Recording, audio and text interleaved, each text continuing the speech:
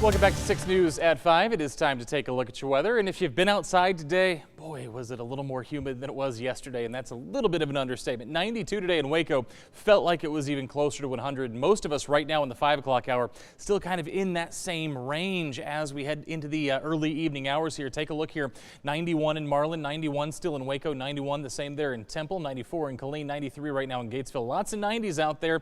And the further west you go, the warmer it gets, close to 100 degrees there in St. Samuel and Lampasas. And again, these are not the heat index values. This is just the temperatures right now. So again, significantly warmer than it was yesterday. When you start to factor in that humidity, take a look here. Those dew points, remember we've talked about this the last few days. Once they get over about 65, that's where we start talking about that real humidity. Once they get over 70, that's when we start talking about real sticky conditions. So that's what we got going on right now with those dew points definitely creeping back up. And when you factor that in, this is what it actually feels like out there. Feels like 96 in Temple, feels like 95 in Waco, feels like 98 in Hearn, and close to 100 degrees there down in College Station. So lots of heat, lots of humidity. Not so much in the storms though today. We've stayed quiet for most of your Thursday. Now we are starting to see some activity bubble up just to our southwest. A lot of the activity is going to start moving off to the southeast, so we might get missed by the storms you're seeing out there right now, but we have a lot more activity across the state. A couple of things going on here. Let's go ahead and animate it for you. You can see this warm front has been lifting across the area throughout the day, opening the door for that southeasterly flow, which again has brought in that humidity.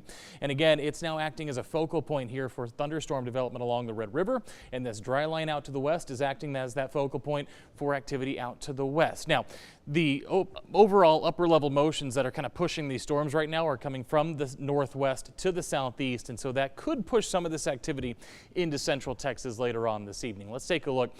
Models not in great agreement here, and they haven't done a really good job of picking up on a lot of the activity we've already seen across Texas today. So timing, take with a grain of salt here, but anytime after about 7 o'clock through about midnight, that's going to be the time frame that we're going to give you here where we could see storms sneak in from the west. As they do so, could move through for a few hours as we head towards midnight, 1 a.m. before everything starts to dissipate in the overnight hours. As these storms move in, there is the outside possibility that one or two of them could be on the stronger side. Right now, we're looking at mainly a wind threat. You can see our threats here in order. Wind first, hail would be a secondary threat, but again, a marginal risk here for most of central Texas. Slight risk for some of our northern zones as those storms again move in from the northwest. So we'll keep an eye on that through the rest of the evening. Beyond that, by tomorrow morning, we're starting off in the 70s. We're starting off dry as that activity comes to an end overnight tonight.